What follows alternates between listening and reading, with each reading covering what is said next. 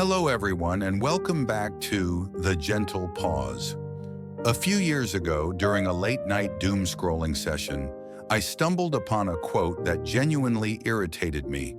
It read, "If you want to destroy a young person, just let them have an easy life." Honestly, my immediate reaction was to roll my eyes. I scoffed at it. I found the statement pretentious, overly dramatic, and outdated. I thought, why do we always have to fetishize struggle? Why must growth always equal pain? Isn't the ultimate goal of all our hard work, all those late nights and stressful deadlines, simply to achieve a life of ease? Isn't the dream to reach a point where we don't have to struggle? We work to retire. We grind to relax. So if I can have that ease now, why should I reject it? With that rebellious mindset, I locked my phone, turned off the lights, and went to sleep. Fully convinced that I had figured out the cheat code to life, I chose the path of least resistance. I chose enjoyment. And that single choice defined my next 3 years, a period of time that, looking back, I can only describe as a comfortable tragedy. Today, I want to sit down with you. No filters, no masks, to talk about the price of comfort. I want to discuss why sometimes a life without friction is far more terrifying than a life full of obstacles. My first 3 years of university were, on the surface, idyllic. I treated life like a long, extended vacation. I adopted the philosophy of YOLO, you only live once, but I twisted it to justify laziness. I perfected the art of the slow morning, which was just a fancy way of saying I slept until noon. Afternoons were spent vibing in lecture halls, physically present but mentally absent. If it rained, I skipped class. If I felt slightly tired, I skipped class. If the vibe wasn't right, I skipped class. My friends and I constantly used the term healing or self-care. We would cut classes to go to cafes, claiming we needed to heal our mental health. But looking back, I ask myself, what exactly was I healing from? I hadn't fought any battles. I hadn't faced any trauma.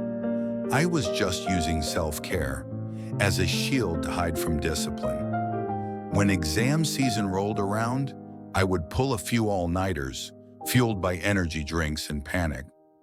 I'd pass the exams, get decent grades, and think, see, I'm fine. The system is easy. I lived in a bubble of naivety.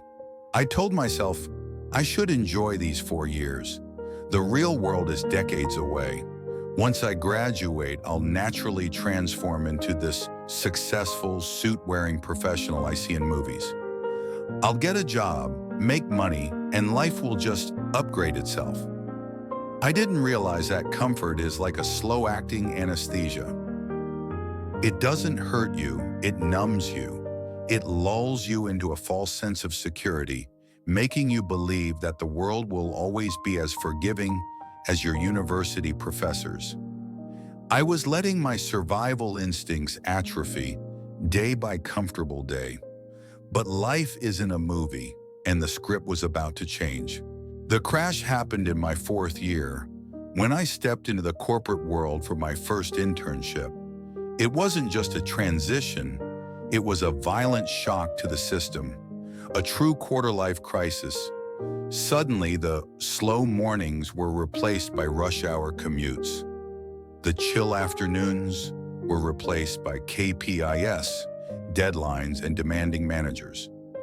The friendly banter of university was replaced by the cold, transactional nature of office politics. Every day felt like it was draining my soul.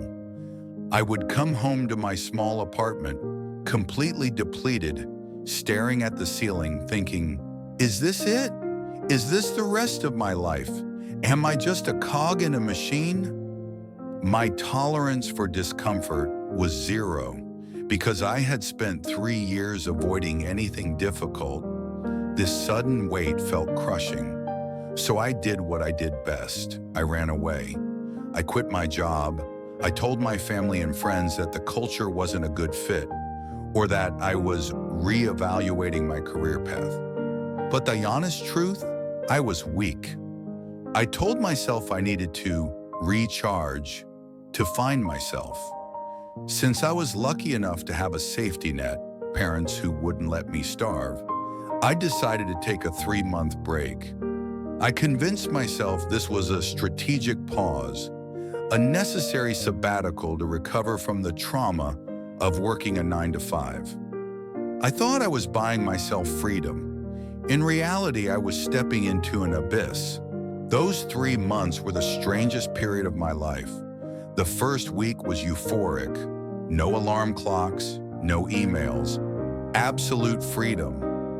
I binged every series on Netflix. I slept until I naturally woke up. I felt like I had won the lottery. But by the 3rd week, a creeping anxiety began to set in. The novelty of doing nothing wore off, replaced by a hollow silence. I would open social media, LinkedIn, Instagram, Facebook, and see my peers. They were tired, yes. They were complaining about their bosses, yes. But they were moving. They were posting about new projects, promotions, struggles, and small victories. They were part of the flow of life. And me, I was stagnant. I wasn't just standing still. I felt like I was rotting. The ease of my university years had stripped away my discipline. Without an external force, without a teacher, a boss, or a deadline, I couldn't function. I had no internal drive. I realized something terrifying. The most dangerous thing in the world is not pressure, it is the total absence of pressure. No schedule, no goals, no promise of a future. Days bled into one another. Tuesday felt like Sunday. Morning felt like night. I began to fear my own reflection. I saw a young person with potential slowly dissolving into mediocrity. I wasn't depressed in the clinical sense, but I was suffering from a spiritual boredom. I realized that the easy life I had craved wasn't peace, it was emptiness. And that emptiness eats away at your self-esteem faster than any failure ever could. I was sliding down a hill, and there was no one left to push me back up. After 3 months of this so-called healing, which was actually just hiding, I had to have a brutal conversation with myself. I looked at my parents. I saw the gray in my father's hair. I saw the wrinkles around my mother's eyes. They were aging. They wouldn't be around forever to be my safety net. The easy life I was enjoying was being subsidized by their hard labor. Continuing to live like a parasite wasn't finding myself. It was selfishness. I realized that I had to step out of this warm, suffocating comfort zone. And let me tell you, it was terrifying. I was scared of failing interviews. I was scared of being judged. I was scared of being incompetent. But ultimately, those fears were nothing compared to the terror of living a life without purpose. I finally understood that quote from years ago. If you want to destroy a young person, just let them have an easy life. It's not because ease is evil. It's because constant ease robs you of your potential. It steals your ability to trust yourself. You only know you are strong when you carry something heavy. If you never carry anything, you will always believe you are weak. Living an easy life isn't bad as long as you don't let that ease consume your identity. I've learned that there are 2 types of easy. There is the easy of stagnation, lying on the couch, avoiding the world. This is the easy that kills you. Then there is the easy of mastery. This is when you work so hard, learn so much, and build so much resilience that handling difficult problems becomes easy for you. That is the ease we should strive for, not the absence of struggle, but the competence to handle it. Honestly speaking, the scariest thing isn't a difficult life. It isn't a demanding boss or a heavy workload. The scariest thing is a life without a reason to keep walking. It's waking up in the morning with no fire in your belly. If you're feeling overwhelmed right now, if you are tired, if you are stressed, take a deep breath and actually be thankful. It means you are in the arena. It means you are climbing uphill. And yes, climbing is exhausting, but the view is always better from the top. But if you feel like everything is too quiet, too safe, too comfortable, be careful. You might be sliding downhill without even realizing it. You don't need a grand, world-changing purpose. You just need a reason.